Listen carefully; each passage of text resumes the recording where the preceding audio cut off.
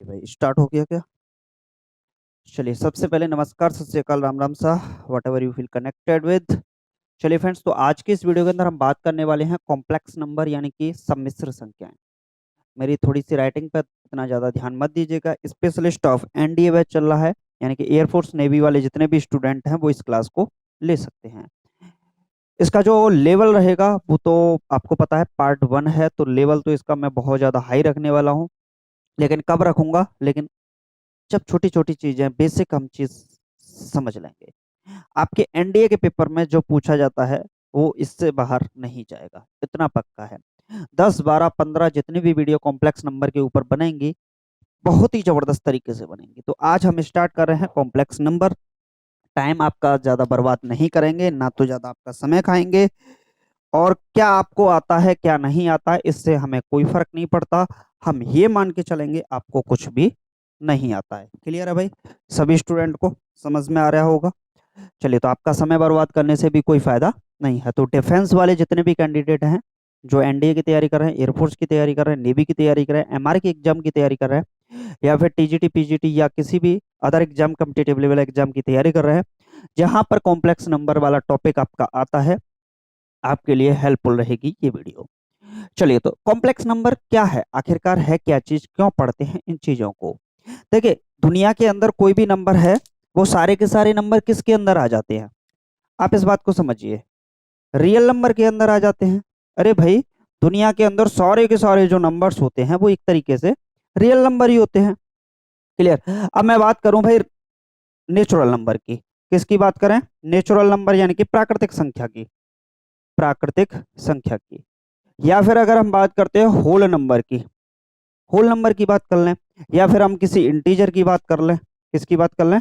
Positive integer, negative integer, किसी की भी बात कर लें। आखिरकार ये सारे के सारे नंबर होते क्या हैं? ये सारे के सारे नंबर जो किससे बने होते हैं? रियल नंबर से बने होते हैं। दुनिया के अंदर जितने भी सारे नंबर हैं, वास्तविक संख्या हैं, सभी की सभी वास्तविक संख्याएं जो नेचुरल नंबर है, होल नंबर है, इंटीजर है, ये सभी के सभी रियल नंबर के अंदर आते हैं। तो मैं बोल सकता हूं कि जो आपका रियल नंबर है वो यूनिवर्सल सेट हो गया एक तरीके से। और ये जो जितने भी सेट हैं, नेचुरल नंबर का सेट है, होल नंबर का सेट है, इंटीजर का सेट है, ये सारे के सारे नंबर क्या हैं? एक तरीके से सबसेट होते हैं किसके? रियल नंबर के। भाई, कोई चीज किसी में से निकली है, जैसे मैंने बोला 2 4 6 8। अब मैंने स्पेशली बोला 4 और 6, तो मैं क्या बोलूंगा? 4 और 6 सबसेट है ना इसके। क्या बोलूंगा? 4 और 6 क्या है? इस सेट के सबसेट है। ये ए बराबर मान लिया, ये बी बराबर मान लिया, तो मैं इसे क्या बोलूंगा? B subset A. ऐसे ही तो बोलूंगा, बी सबसेट ए। इस बात को समझिएगा, कॉम्प्लेक्स नंबर में मैं सेट वर्ड क्यों यूज कर रहा हूं, एक बहुत बड़ी बात है। जितने भी नंबर हैं दुनिया के, वो सारे के सारे नंबर रियल नंबर होते हैं। इन रियल नंबर के ही कुछ पार्ट अलग अलग हमने बांट दिए, जैसे natural number, whole number, integer. तो ये जितने भी नंबर है, natural number, whole number, integer, ये सभी के सभी रियल नंबर के सबसेट होते हैं, उपसमुच्चय होते हैं। उपसमुच्चय का मतलब क्या होता है? जो समुच्चय में से निकल कर आ जाए वही उपसमुच्चय होता है। क्लियर है? अब एक बात बात बताओ, क्या रियल नंबर, अभी हम 10th क्लास तक के बच्चे थे, 10th क्लास तक के स्टूडेंट थे, तो कोई बात नहीं, रियल नंबर तक काम चल जाता था। क्या रियल नंबर के अलावा भी कोई दुनिया हो सकती है? क्वेश्चन बनना चाहिए ना। रियल नंबर के अलावा कोई और भी दुनिया हो सकती है? क्या रियल नंबर सफिशियंट है? मेरा क्वेश्चन बन रहा है, is the real number is sufficient? तो आपका आंसर क्या होना चाहिए? नो। क्योंकि कुछ क्वाड्रेटिक इक्वेशंस ऐसी होती हैं जो रियल नंबर पर हमारी एक फिक्स्ड वैल्यू को प्रेजेंट नहीं करती। इसका मतलब क्या है? हमें एक नए नंबर की आवश्यकता पड़ेगी। पड़ेगी कि नहीं? इस बात को समझिएगा। पहले मैं आपके सामने कुछ रख रहा हूं। देखिए, मैंने एक बोला एक्स स्क्वायर प्लस का 1 = 0। क्या बोला मैंने? X square plus 1 = 0। आप इसको जब सॉल्व करेंगे तो क्या करेंगे भाई? एक्स स्क्वायर इक्वल टू -1 करेंगे। आज ये कैसे नीचे जा रहा है? चलिए भाई, एक्स स्क्वायर इक्वल टू -1 जा रहा है। क्लियर? एक्स इक्वल टू जाएंगे तो माइनस का square root of -1। Is that clear? अब एक बात बताइए, स्क्वायर रूट के अंदर माइनस वाला नंबर आता है तो हम इसको क्या बोलते हैं अपने आप में? हमको तो यही पढ़ाया है कि इमेजिनरी नंबर बोल दो, लेकिन हम बोलते जब भी हैं स्क्वायर रूट के अंदर माइनस वाले को, तो इसके सामने क्या लगाते हैं भैया? Plus minus. क्या लगाते हैं? Plus minus. ये बात क्लियर है कि नहीं आपको? क्लियर है? तो इसको मैं क्या बोलूं, इसको रिप्रेजेंट करने का कोई नया तरीका है कि नहीं? तो मैंने इसको रिप्रेजेंट करने का एक तरीका बनाया कि स्क्वायर रूट के अंदर अगर -1 है तो हम इसको बोल देंगे आई। क्या बोलेंगे भाई? आई। तो एक्स की अगर दो वैल्यू देखें तो एक्स के दो वैल्यू देखने को मिलते हैं, एक एक्स का वैल्यू प्लस का आई और एक एक्स का वैल्यू माइनस का आई। इस बात को समझे? अब यहां से अगर हम देखें भाई, क्वाड्रेटिक इक्वेशन है, दो ही सॉल्यूशन होने चाहिए कि नहीं? द्विघात समीकरण के कितने सॉल्यूशन होंगे? दो सॉल्यूशन होंगे। क्लियर है? तो यहां से ये जो नया नंबर निकला इसको बोलते हैं हम आयोटा। क्या बोलते हैं? आयोटा। कुछ लोग आयोटा बोल देते हैं। इसी को हम क्या कह देते हैं? Imaginary number. Imaginary number. तो इससे ये तो पक्का हो गया, मेरा जो क्वेश्चन था, क्या रियल नंबर ही दुनिया है? क्या रियल नंबर सफिशियंट है? तो ये बात तो पक्की हो गई कि रियल नंबर सफिशियंट नहीं है, हमें इमेजिनरी नंबर, काल्पनिक संख्याओं की भी जरूरत पड़ सकती है। क्लियर? तो अब तक 10th क्लास तक जब हम पढ़ते हैं तो रियल नंबर से हमारा काम चल जाता है, लेकिन 10th क्लास के बाद जब इस तरीके की क्वाड्रेटिक इक्वेशंस की हम बात करते हैं तो फिर बात काम नहीं करेगा, क्योंकि यहां से क्या निकलेगा? आपका इमेजिनरी नंबर भी आएगा। रियल नंबर जो दुनिया है उससे अलग एक और दुनिया है, वो कौन सी है? Imaginary number. जब हम रियल नंबर और इमेजिनरी को मिलाने की कोशिश करेंगे तब बात बनेगी किसकी? कॉम्प्लेक्स नंबर की। जैसे मैं, चलिए आपके सामने एक और यहां पर लिख देता हूं क्या इक्वेशन। क्लियर है? इस तरीके से समझिए, एक्स स्क्वायर प्लस का 4 इक्वल टू 0 दे रखा है। क्लियर है भाई? यहां से देखिए आप, एक्स स्क्वायर इक्वल टू क्या है? माइनस का 4। एक्स इक्वल टू क्या है? स्क्वायर रूट ऑफ माइनस का 4। तो यहां से क्या निकलेगा? एक्स इक्वल टू 4 का तो 2 निकल आएगा, स्क्वायर रूट में -1 बचेगा। तो मैं इसको बोल सकता हूं भाई, प्लस माइनस तो इसके सामने लगाते हैं, तो ये क्या होगा? एक्स का वैल्यू +-2 और स्क्वायर रूट -1 की वैल्यू क्या होगी? आई। क्या होगी भाई? आई होगी। तो एक्स के दो वैल्यू निकल कर आते हैं यहां से। क्या आया? एक 2i प्लस का 2i और दूसरा वैल्यू निकला माइनस का 2i। कितने वैल्यू निकले एक्स के? दो वैल्यू निकले। एक्स का एक वैल्यू प्लस का 2i और एक वैल्यू माइनस का 2i। क्वाड्रेटिक इक्वेशन है, दो ही तो सॉल्यूशन निकलेंगे। क्लियर है? अब एक बात बताइए मुझे, एक्स के दो वैल्यू निकले तो ये नंबर किसके साथ निकला? इमेजिनरी के साथ निकला, काल्पनिक संख्या के साथ। वैसे क्या इसका कोई वजूद था? इसका वजूद था? कोई वजूद नहीं था, क्योंकि रियल नंबर तो होता नहीं है ये माइनस का रूट, स्क्वायर रूट ऑफ -4। तो ये क्या है? इमेजिनरी नंबर है। तो यहां से किसकी स्टार्टिंग हो जाती है? किसकी शुरुआत हो जाती है? इमेजिनरी नंबर की शुरुआत हो जाती है। तो iota is sufficient. Iota sufficient है कि नहीं? आयोटा सफिशियंट है। अगर रियल नंबर के साथ रियल नंबर सफिशियंट है तो आयोटा भी अपने आप में सफिशियंट है। सफिशियंट का मतलब काफी है। क्लियर? अकेला रियल नंबर काफी नहीं है, अच्छा है तो बुरा भी है, बुरा है तो अच्छा भी है। बात समझ में आई? अब एक क्वाड्रेटिक इक्वेशन आपको सॉल्व करके दिखाता हूं, जिससे आपके कुछ पॉइंट्स और क्लियर होंगे। ठीक है भाई? ये क्वाड्रेटिक इक्वेशन आपने सॉल्व की होगी 10th क्लास में। एक्स स्क्वायर क्या हो क्या है? 3 मार्कर खराब।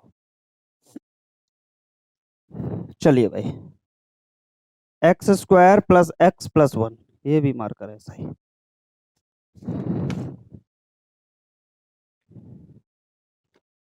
चलिए भाई, x square plus x plus 1 equal to 0। अब इस क्वाड्रेटिक इक्वेशन को जब हम सॉल्व करेंगे, इस क्वाड्रेटिक इक्वेशन को सॉल्व करेंगे तो द्विघात समीकरण, द्विचार्य फॉर्मूले का यूज करेंगे। क्या होगा? एक्स इक्वल टू माइनस का b plus minus square root of b square minus का 4ac अपॉन 2a। क्लियर है भाई? तो x इक्वल टू क्या आएगा? x इक्वल टू आएगा -1 plus minus square root of 1 का square -4 into a into c upon का 2a। इतनी बात सारी समझ में आ रही होंगी आप सभी के। क्लियर। तो यहां से जो निकलेगा x equal to -1 plus minus square root of minus का 3 अपॉन 2। क्लियर है भाई। स्क्वायर रूट ऑफ -3 को क्या बोल सकते हैं हम, माइनस का 1 प्लस माइनस आपका ये आ जाएगा -1 का आई स्क्वायर, क्या आएगा भाई, आई स्क्वायर आएगा। क्लियर है। चलिए, तो square root of 3 square root -1, ये आ जाएगा 3i, आई स्क्वायर की वैल्यू -1 अपॉन 2।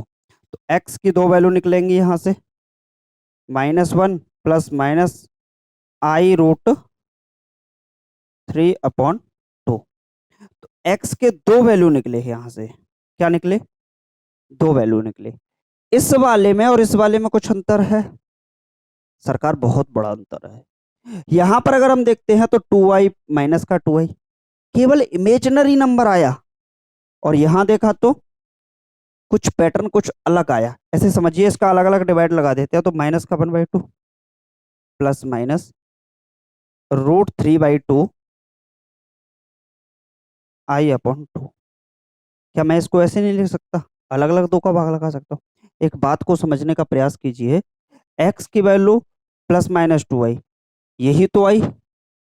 x की वैल्यू हमने इससे पहली इक्वेशन में निकाली थी, क्या निकली थी, +-i निकली थी।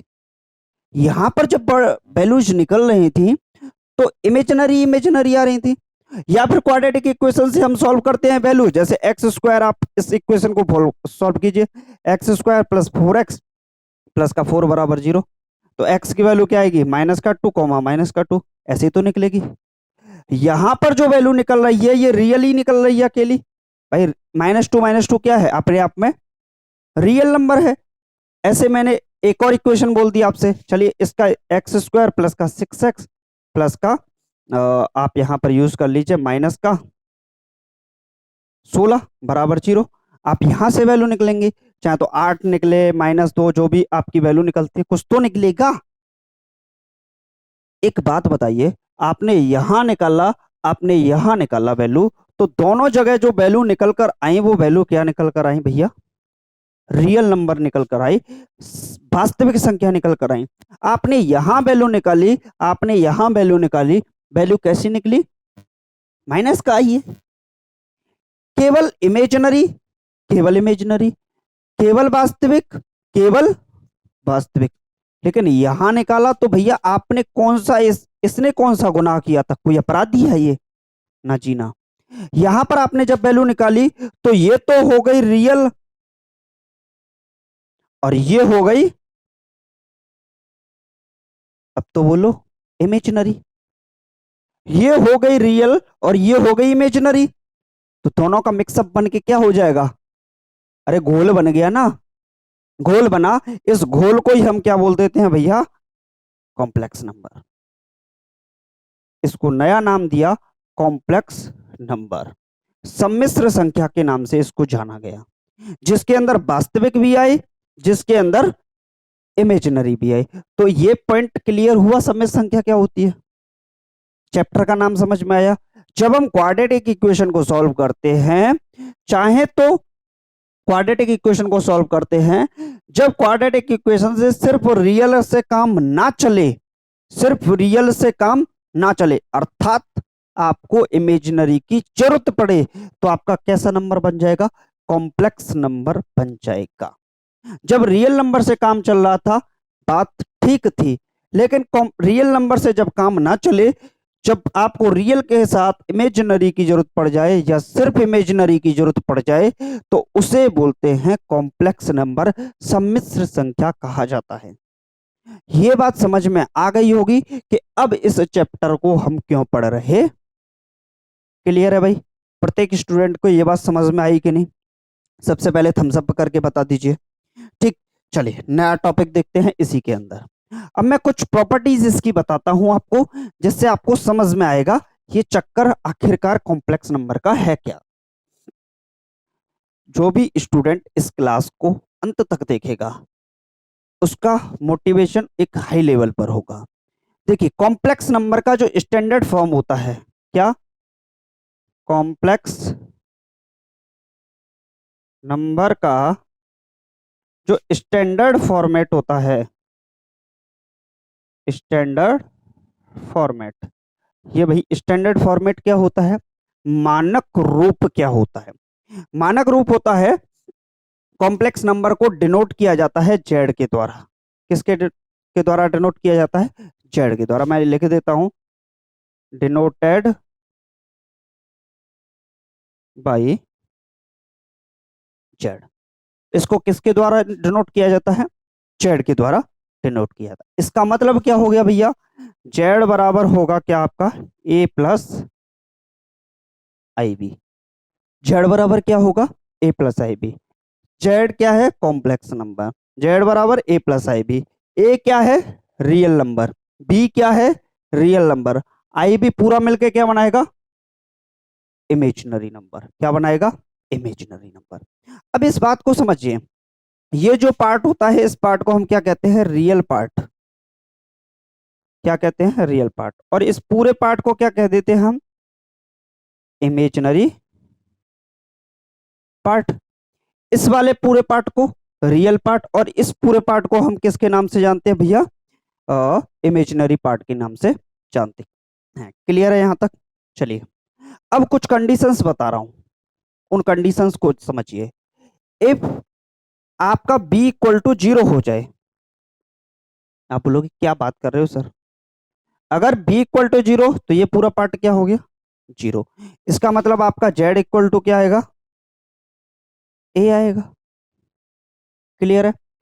अगर आपका b इक्वल टू 0, हाँ a इक्वल टू 0 कर दें तो a इक्वल टू 0 हो जाए तो आपका z इक्वल टू क्या आएगा सर, आई बी आएगा। क्लियर है इतना पॉइंट। अगर आपका ए भी 0 हो जाए, ए भी 0 हो जाए, या फिर अगर हम बोल दें इसकी जगह पे ए 0 की जगह पर v does not equal to 0, क्या बोलते हैं sir, b does not equal to 0, तो z इक्वल टू क्या होगा, उस बात को समझेंगे। अगर b इक्वल टू 0 हो जाएगा तो ये पूरा पार्ट क्या हो गया, 0। बचेगा क्या, सिर्फ a। सिर्फ a को हम क्या बोल सकते हैं, प्योरली इमेजिनरी। क्या बोलेंगे, प्योरली इमेजिनरी। क्या बोल सकते हैं कि नहीं, आपसे क्वेश्चन पूछा जाता है एग्जामिनेशन में, प्योरली इमेजिनरी क्या है, प्योरली रियल क्या है, इस टाइप का क्वेश्चन पूछा जाता है। इमेजिनरी क्या है, प्योरली इमेजिनरी क्या है। जब इस टाइप का क्वेश्चन पूछ लेगा तो कंफ्यूजन होगा कि नहीं, प्रश्न आपका एक लाइन का होगा लेकिन कंफ्यूजन बहुत बड़ा होगा। तो इस बात को समझिए, जब मैं b इक्वल टू 0 रखता हूं तो z बराबर क्या आएगा आपका, सिर्फ a। और सिर्फ a क्या हो गया, प्योरली रियल होगा, सॉरी इमेजिनरी नहीं, रियल होगा। कैसा होगा, रियल होगा। अगर a इक्वल टू 0 हो जाए, ये वाला 0 हो जाए, तो बचेगा क्या, आई बी। तो मैं इसको बोलूंगा purely imaginary, purely imaginary. Clear है भाई, कोई दिक्कत किसी स्टूडेंट को, इस वाले पार्ट को क्या बोलूंगा मैं, प्योरली इमेजिनरी बोलूंगा। अगर बी 0 नहीं है, बी 0 नहीं है, बी की जगह पर कोई संख्या हो जाए, माइनस की हो जाए या प्लस की हो जाए, यानी कि आई का वजूद तो रहेगा, रहेगा, तो इस वाले पार्ट को बोलेंगे हम इमेजिनरी। तो जेड बराबर ये वाला पार्ट तो आपका आना ही आना है, ए प्लस आई बी, ऐसे करके आना है, और ये वाला पार्ट तो बना ही रहना है, तो इस वाले पार्ट को बोल देंगे हम इमेजिनरी। अब आप बोलोगे इमेजिनरी और प्योरली इमेजिनरी में अंतर क्या रहा, क्वेश्चन को समझिएगा। इमेजिनरी और प्योरली इमेजिनरी में अंतर क्या रहा, तो एक बात बताइए, जब इमेजिनरी की b does not equal to 0 तो इमेजिनरी होगा, और ए बराबर 0 कर दें तो फिर इस वाले पार्ट का वजूद तो खत्म हो गया ना, प्योरली इमेजिनरी बचा, अकेला इमेजिनरी बचा। लेकिन b does not equal to 0, इसका मतलब ए से अभी कोई मतलब नहीं है, तो आपका इमेजिनरी तो बचना ही बचना है। बात समझ में आई कि नहीं, purely imaginary a equal to 0, सिर्फ इमेजिनरी वाला पार्ट बचा, b equal to 0 purely real बचा, और b does not equal to 0 सिर्फ इमेजिनरी। बात समझ में आई कि नहीं, ये क्वेश्चन एनडीए पूछता है। एनडीए जब जब पूछेगा प्योरली रियल, कोई बात नहीं, प्योरली इमेजिनरी, भाई सब प्रकट छोड़ जाते हैं बच्चों के, समझ रहे होगे नहीं किसी पॉइंट को, क्लियर है।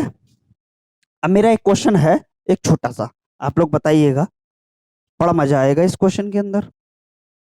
और ये क्वेश्चन बहुत ज्यादा पूछा जाता है, कहाँ, मजाक मजाक में।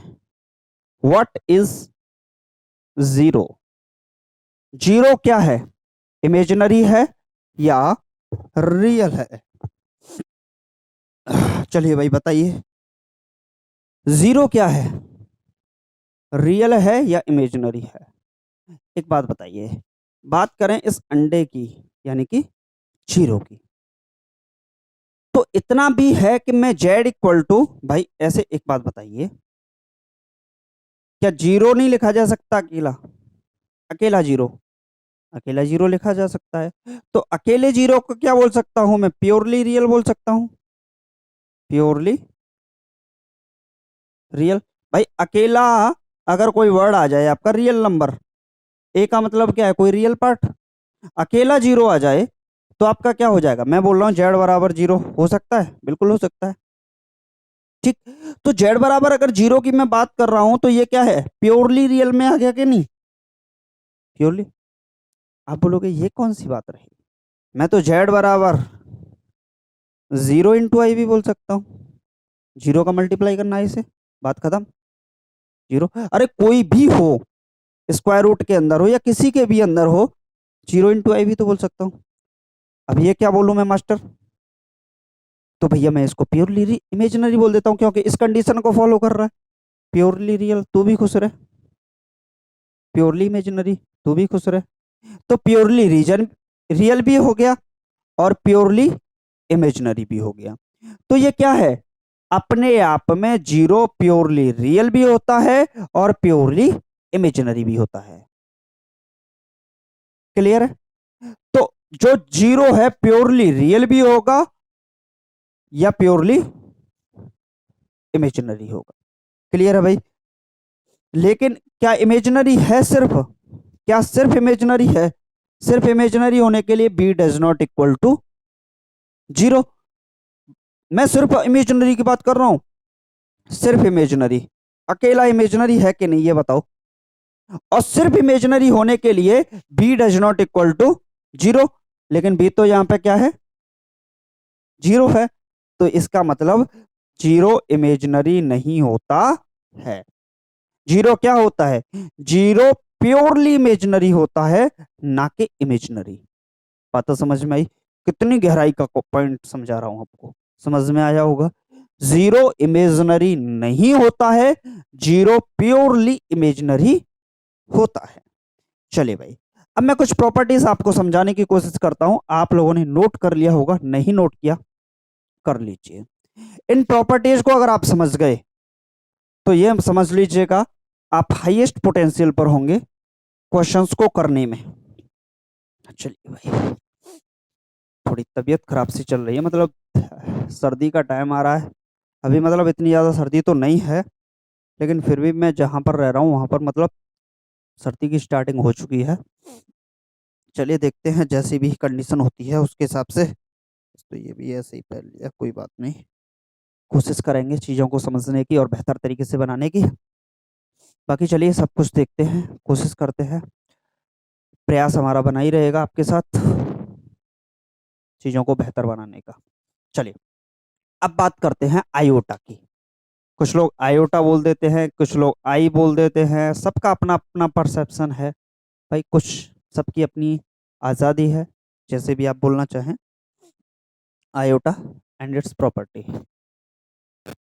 एंड इट्स प्रॉपर्टी, आप लोग मेरी राइटिंग पर मत जाइएगा, वो मैंने शुरू में ही बोल दिया है, मतलब बहुत ज़्यादा भद्दी टाइप की राइटिंग लिखता हूँ मैं, इतनी अच्छी मेरी राइटिंग नहीं है। चलिए, तो आई के बारे में आप लोगों ने जो समझा था वो क्या समझा था, आई के बारे में समझा था कि सर आई की वैल्यू होती है square root of -1, that's clear, ये बात समझ में आई कि नहीं। अब एक बात बताइए, अगर मुझे आई स्क्वायर निकालना है तो क्या करूंगा मैं, आई मल्टीप्लाई बाई आई, ऐसे लिख सकता हूँ, इसका मतलब क्या हो गया, square root of -1 multiply by square root of -1। अभी मैं आपको एक छोटा सा क्वेश्चन बताऊंगा जो मेरे एयरफोर्स के क्वेश्चन पेपर में पूछा गया था, 2019 में पूछा गया था शायद। ठीक, वही क्वेश्चन अभी हम लेंगे। चलिए, इस आई स्क्वायर, हमको इतना तो पता ही है कि दो स्क्वायर रूट एक साथ हो जाए तो क्या होता है, चीजें अलग अलग हो जाती हैं, बाहर हो जाती हैं। यानी कि माइनस का 1 बचेगा, बचेगा कि नहीं? क्लियर? दो पॉइंट निकले, आई की value square root of -1, i square की वैल्यू -1।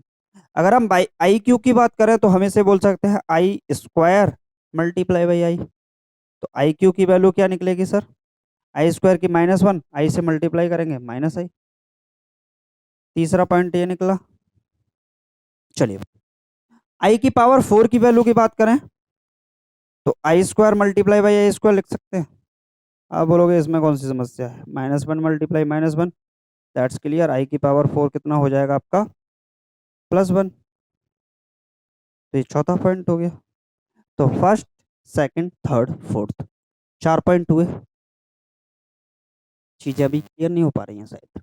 ठीक, आई की पावर 5 को देखते हैं। आई की पावर, यहाँ देख लें भाई, आई की पावर 5 को ऐसे करके एक बॉक्स बना देते हैं इसके लिए। खुश नसीब है ये आई की पावर 5 जो हमने इसके लिए अलग से बॉक्स बनाया। ऐसे लिख सकते हैं ना, आई स्क्वायर और आई।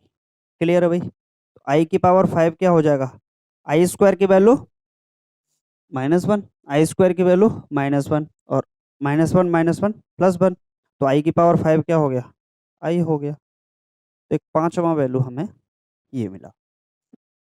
मिले कि नहीं ये सारे पॉइंट? तो मैं कुछ पॉइंट समझाऊंगा यहाँ पर, इन पॉइंट पर थोड़ा सा गौर करिएगा।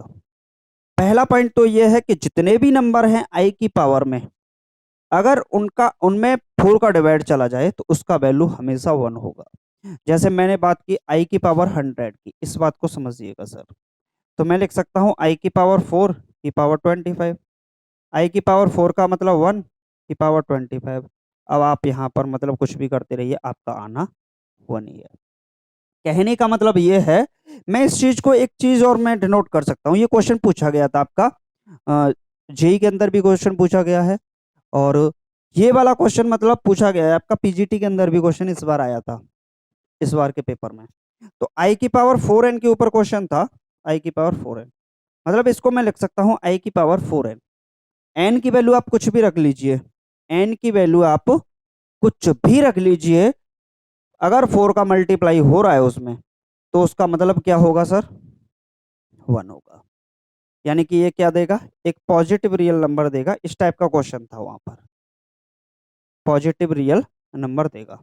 इस टाइप का क्वेश्चन अगर आएगा तो मैं भी आपको कराऊंगा। क्लियर है? अब एक कॉन्सेप्ट समझिए, कॉन्सेप्ट मेरे दिमाग में क्लिक कर रहा है, उस कॉन्सेप्ट को समझिएगा। आई स्क्वायर दिखा आपको, आई की पावर 3 दिखा, आई की पावर 4 दिखा और आई की पावर 5 दिखा। इस चीज को मैंने क्यों लिखने की कोशिश की है, इस बात को समझिएगा सरकार। चलिए, जगह तो इधर नहीं है, इस साइड में साफ करते हैं ताकि पॉइंट आपको अच्छे से दिख पाए। क्लियर है भाई? मुझे पता है ज्यादा लोग नहीं देखेंगे, कम ही देखेंगे, तुम कम ही देखना, कोई दिक्कत नहीं, मेरे को कोई फर्क नहीं पड़ने वाला है, पर देखना जरूर, ये पक्का है। आई स्क्वायर की बात करें, चलिए, I square plus I Q plus I की पावर 4 प्लस आई की पावर 5 इक्वल टू, सरकार करके देखिए आप क्या आएगा। एक बार कोशिश करते हैं, 1 आएगा कि नहीं? ना जी ना। कोशिश कर लेते हैं, कौन सी हमारी परेशानी है। चलिए भाई, आई स्क्वायर का मतलब कितना है, -1। आई क्यू का मतलब क्या है, आई क्यू का मतलब है -आई। आई की पावर 4 का मतलब +1 और आई की पावर 5 का मतलब +i। आई से आई कटा, -1 से +1 कटा, आंसर कितना आया, 0। क्या आपके यहां से कोई दिमाग में पॉइंट क्लियर किया? मेरे दिमाग में तो पॉइंट क्लियर कर गया। क्या क्लियर किया? आई की पावर 2n प्लस आई की पावर 2n+1 प्लस आई की पावर 2n+1 2 प्लस आई की पावर 2n प्लस 3। इन सब का मतलब क्या हो गया सरकार? 0। 2 बना, अजीब सा बना, कुछ गलत बन गया, ये तो अलग सा ही बन गया भाई। चलिए बना क्या, वो पॉइंट समझिए। चार क्रमागत आई की पावर अगर दे रखी है, अगर चार क्रमागत आई की पावर दे रखी है तो उनका मान शून्य होता है। इस बात को समझ लीजिए। कैसे? आई की पावर n प्लस आई की power n plus 1 plus I की पावर n प्लस 2 और आई की पावर n प्लस 3। उस वाले पॉइंट पे मत जाइएगा। क्लियर? चार क्रमागत आई की पावर दे रखी है तो उसका मतलब होता है शून्य। और ये सवाल बहुत ज्यादा पूछा जाता है। समझ में आया कि नहीं? क्रमागत चार आई की पावर अगर आपको दे रखी है तो इसका मतलब शून्य होता है, 0 होता है। अब इस टाइप का एक क्वेश्चन देखते हैं जो कि आपका क्वेश्चन पूछा गया था, इस बार भी आपके एग्जामिनेशन में आया था। इस टाइप का क्वेश्चन एनडीए में बहुत ज्यादा पूछा जाता है, मतलब ये समझ लीजिए one of the most favourite question है एनडीए का ये, जो मैं आपको बता रहा हूँ। चलिए क्वेश्चन क्या है भाई? फाइंड द सम ऑफ, अब सम क्या दे रखा है भाई? सम दे रखा है n इक्वल टू 1 से 13 तक आई की पावर n प्लस आई की पावर n प्लस 1। अब आप लोग ये बताइएगा इसका आंसर क्या होगा। वेयर, चलिए एक पॉइंट लिख देते हैं, where n does not equal to sorry i equal to root में, ये तो आपको पता ही वैसे रहता है। ये मतलब क्वेश्चन पूछा गया, एनडीए का क्वेश्चन है। बताइए भाई इसका क्वेश्चन का आंसर क्या होगा? एक बात बताइए, समेशन का मतलब क्या होता है? इस समेशन या सिग्मा जिसको हम बोलते हैं, इसका मतलब होता है अलजेब्रिक सम, बीजगणितीय योग। एन का वैल्यू 1 से लेके 13 तक इसमें रखिए, एन का वैल्यू 1 से लेके 13 तक इसमें रखिए। एक बात बताइए, ये वाला कॉन्सेप्ट यहां पर काम करेगा, और इतना ही नहीं बहुत जबरदस्त तरीके से काम करेगा सर। कैसे काम करेगा? पहले वाले के साथ लिखते हैं अलग से, एन इक्वल टू 1 से 13 आई की power n plus summation n equal to 1 से 13 आई की पावर एन प्लस 1। क्लियर है कि नहीं कॉन्सेप्ट? अब यहां पर एक बात बताइए, हमको तो पता है लगातार चार क्रमागत वैल्यूज आ जाए तो उसका मतलब क्या होता है? 0 होता है। क्या होता है सर? 0 होता है। तो आई की पावर में क्या रखूंगा? 1 से लेके 13 तक रखूंगा। तो 1 2 3 4, चार को जोड़ा, खत्म। 5 6 7 8, चार को जोड़ा, खत्म। 8 9 10 11 12, कहां से स्टार्ट करेंगे? 9 से। 9 10 11 12, क्योंकि 8 तो पहले ही हो गया, खत्म। क्या बचा सरकार? आई की पावर 13 ही तो बचा। बात समझ में आई कि नहीं? क्लियर है? अब एक बात बताओ, ये चीज कहां से स्टार्ट होगी? 2 से स्टार्ट होगी, क्योंकि n की वैल्यू 1 रखेंगे ना, तो एक और एक 2, आई की पावर 2 से स्टार्टिंग होगी। तो हम इस बात को क्या बोलेंगे? 2 3 4 5, खत्म। 6 7 8 9, खत्म। 10 11 12 13, खत्म। कौन सा बचेगा? आई की पावर 14। कॉन्सेप्ट क्लियर हुआ कि नहीं? चार आई की पावर होंगी लगातार, कॉन्जिक्यूटिव टर्म्स होंगे आई की पावर में, तो उनका मतलब क्या हो जाएगा?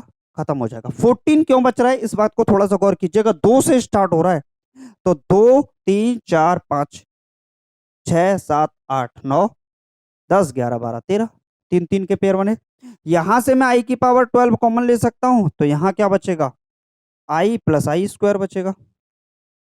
और ये बात तो मैं बता चुका हूं कि आई की पावर में 4n हो तो इसका मतलब क्या होता है? 1 होता है। तो ये तो 4n में जा रहा है, 4×3 = 12, ये तो 1 हो गया। आई प्लस आई, ये क्या है, स्क्वायर होगा यहाँ पे। तो आई स्क्वायर की वैल्यू क्या होती है, minus I, I -1। I square की वैल्यू कितनी होगी,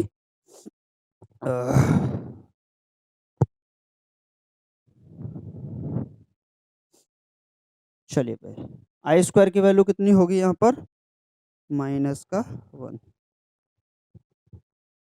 चलिए कॉन्सेप्ट क्लियर करते हैं, -1।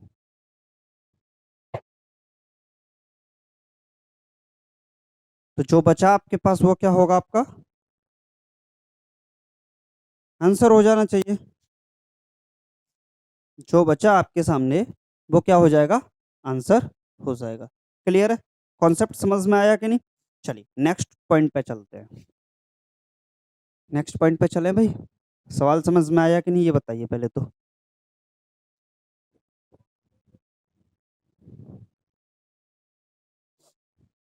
चलिए नेक्स्ट क्वेश्चन देखते हैं। अब कुछ प्रॉपर्टीज को समझते हैं, ऑपरेशंस को, ऑपरेशंस ऑन कॉम्प्लेक्स नंबर, इस बात को समझिए।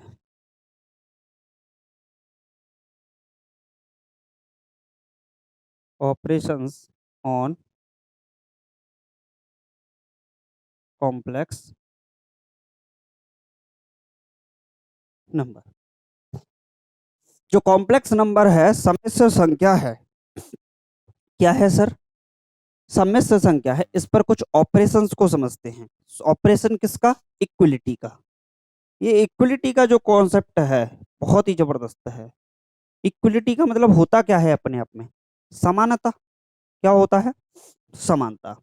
तो दो कॉम्प्लेक्स नंबर अगर मैं अपनी तरफ से ले लेता हूं, Z1 बराबर A1 प्लस आई B1, और Z2 बराबर दूसरा कॉम्प्लेक्स नंबर ले लेता हूं A2 प्लस आई B2। क्या ले लेता हूं, A1 प्लस आई B1, A2 प्लस आई B2। अब इसके साथ कुछ चीजों को समझने का प्रयास कीजिएगा। अगर मैं इन कॉम्प्लेक्स नंबर को बराबर करने की कोशिश करता हूं, Z1 बराबर Z2 करता हूं, तो इसका मतलब क्या हो गया, A1 प्लस आई B1 बराबर A2 प्लस आई B2। अब इसकी खास बात क्या है सरकार, ये रियल के रियल में पार्ट में इक्वल होना चाहिए और इमेजिनरी टू इमेजिनरी। तो इसका मतलब मैं बोल सकता हूं A1 बराबर क्या होना चाहिए, A2 होना चाहिए। दूसरा पार्ट क्या बोल सकता हूं मैं, आई B1 बराबर आई B2, आई से आई कैंसिल, तो B1 बराबर क्या होना चाहिए सरकार, B2। A1 बराबर A2 होना चाहिए, और दूसरा पॉइंट क्या है, B1 बराबर क्या होना चाहिए, B2 होना चाहिए। यही तो पॉइंट समझ में आ रहा है मेरे को। अब उसकी कुछ प्रॉपर्टीज को हम समझने की कोशिश करते हैं, जब इसके साथ प्रॉपर्टीज को यूज किया जाता है। क्लियर है सर। चलिए, फॉर एडिशन, फॉर एडिशन, जोड़ के लिए कौन सी प्रॉपर्टी काम करेगी, अगर मैं दो कॉम्प्लेक्स नंबर को जोड़ दूं, Z1 plus Z2, A1 plus आई B1, और प्लस में A2 प्लस आई B2, क्या बनेगा सर, A1 प्लस A2, और आई कॉमन आ जाएगा तो आपका B1 प्लस B2। पहला पॉइंट ये बन गया। क्लियर है प्रत्येक स्टूडेंट को, बात समझ में आ रही है कि नहीं सरकार आपके, क्लियर है। दूसरा, फॉर सब्ट्रैक्शन, घटाने के लिए कौन सी प्रॉपर्टी काम करेगी, तो Z1 माइनस Z2 क्या होगी, A1 प्लस आई B1 माइनस A2 प्लस आई B2, क्या बनेगी sir, A1 minus A2 minus आई बाहर आएगा, B1 प्लस B2 बनेगी। यही तो बनेगी, बोलिए किसी स्टूडेंट को कोई समस्या। चलिए तीसरा पॉइंट समझने की कोशिश करें। अब यही जो प्रॉपर्टीज हैं आपका, यहां तीसरी और लिख देता हूं मैं, फॉर मल्टीप्लीकेशन। फॉर मल्टीप्लीकेशन क्या है? Z1 into Z2, A1 plus IB1, A2 plus IB2। तो इसका तो पूरा मल्टीपल ही लिखना पड़ेगा हमें। A1 A2 plus A1 B2 I plus IB1 A2 plus I का मल्टीप्लाई करेंगे तो रियल को रियल से अलग कर देंगे और इमेजिनरी को इमेजिनरी से अलग कर देंगे। सभी को बात समझ में आ रही है कि नहीं भाई? ये बात बताइए सभी। चलिए, दूसरा पॉइंट क्या होगा यहां से? ये तो मल्टीप्लिकेशन वाला क्लियर हुआ। अब एक पॉइंट आता है, कौन सा? डिवीजन वाला। कौन सा? डिवीजन वाला। कौन सा पॉइंट समझ में आ रहा है? डिवीजन वाला, यानी भागफल वाला। क्या नेम होगा इसको समझिए। ओपन। चलिए भाई, चलिए यहाँ। चलिए, तो डिवीजन कॉन्सेप्ट को हम कल करेंगे, क्योंकि आज वीडियो का पार्ट थोड़ा सा बड़ा हो चुका है। और कॉम्प्लेक्स नंबर को ऐसे ही पढ़ते रहेंगे जब तक के आपके एग्जामिनेशन भी है। और एनडीए की तैयारी करने वाला प्रत्येक स्टूडेंट अगर चैनल के साथ जुड़ा रहता है, चीज़ों को बेहतर तरीके से समझने का आप लोग प्रयास करते हैं, तो चीज़ें आपको क्लियर भी होंगी। बाकी आपके ऊपर निर्भर करता है कि आप किस तरीके से टैकल कर रहे हैं। आप लोग चैनल को सब्सक्राइब करें ना करें, कोई फर्क नहीं पड़ता इन चीज़ों से। हाँ, एक तरीके का मोटिवेशन होता है, वो मेरे लिए होता है सिर्फ। आपके लिए तो सिर्फ इतना ही है, क्लास को लेते रहिए, समय समय पर पढ़ते रहिए, और उन चीज़ों से बचने की कोशिश कीजिए जो आपको सिर्फ मतलब ऊपर ऊपर का पढ़ा देते हैं। मतलब मेरा कहने का मतलब ये है, कंप्लीट पढ़ोगे, एक बार पढ़ोगे, सटीक पढ़ोगे, चीज़ें फायदे करेंगी आपके लिए आगे चल के। बाकी भगवान जाने, it is only depend on you. तो पढ़िए तो ऐसा पढ़िए कि फिर बाद में उस टॉपिक को पढ़ने की जरूरत ना पड़े। मैंने अभी आपको पढ़ाया है, आपका फंक्शन वाला टॉपिक है, डोमिनेंस, ऐसा पढ़ाया है। यूट्यूब पर आज तक किसी ने नहीं पढ़ाया होगा इतने, मतलब डोमिनेंस के क्वेश्चंस के साथ। इतने क्वेश्चंस मैंने करा दिए, और लगातार मैं अभी उन क्वेश्चंस को करा भी रहा हूँ। लगभग 27 से 28 वीडियो हो गए मेरे सिर्फ और सिर्फ डोमिनेंस पे। हाँ, मैं ज़्यादा करा रहा हूँ, ये मैं मानता हूँ, लेकिन चीज़ों को जब करा रहा हूँ तो फिर जो बंदा इस चीज़ों को देख जाएगा, शायद ही कहीं, मतलब इंडिया में तो अगर कोई भी टेस्ट हो, शायद टेक्निकल मैथ के अंदर तो हम बोलते हैं, मतलब टेक्निकल का मतलब ये जो चैप्टर्स आते हैं आपके, अर्थमेटिक, डिफरेंशिएशन, कैलकुलस वगैरह, फंक्शन का टॉपिक है, तो इंडिया के अंदर तो अगर आप आईआईटी को भी दोगे, गेट का भी पेपर देने के लिए चाहोगे, और वहाँ इन टॉपिक से क्वेश्चन बन रहे हैं, तो आपसे क्वेश्चन बचेगा नहीं, इतना बात पक्का है, क्योंकि लेवल ही मैं इतना लेके चल रहा हूँ। एनडीए तो मेरा मतलब एक तरीके से बहाना है, पढ़ाना तो कुछ और ही है। एनडीए तो मतलब चुटकियों में हो जाएगा जिस बंदे ने इन चीज़ों को क्लियर कर लिया। तो चलिए मिलते हैं। हौसलों के तरकस में कोशिश का तीर जिंदा रखना, हार जाओ जिंदगी में मगर जीतने की उम्मीद जिंदा रखना। सेशन अच्छा लगा हो तो वीडियो को लाइक कर दीजिएगा। बाकी आप लोगों के ऊपर निर्भर करता है, चैनल को सब्सक्राइब कर लीजिएगा ताकि बेल नोटिफिकेशंस मिलते रहें। बाकी तो और कोई इश्यू नहीं है। चलिए मिलते हैं नेक्स्ट वीडियो में। Thank you for watching this video.